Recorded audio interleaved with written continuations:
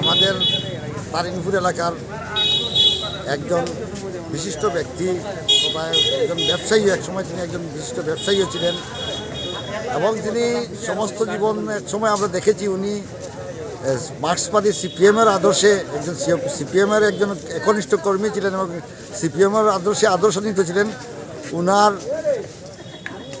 উনি একজন আদর্শবান ব্যক্তিত্ব ছিলেন আমাদের এলাকার। উনিও জীবনে কোনোদিন আদর্শের সঙ্গে কম্প্রোমাইজ করেননি।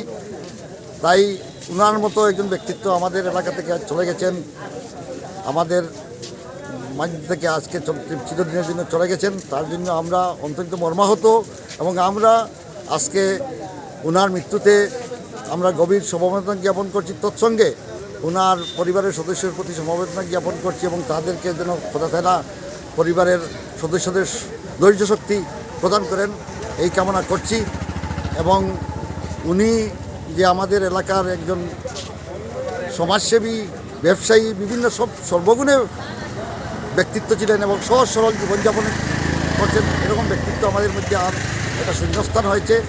তাই আমরা উনার জন্য খোদা তাআলার নিকট মাগফিরাত কামনা করি, যেন ওনার জান্নাত নসিব হয় এই কামনা করছি। ধন্যবাদ।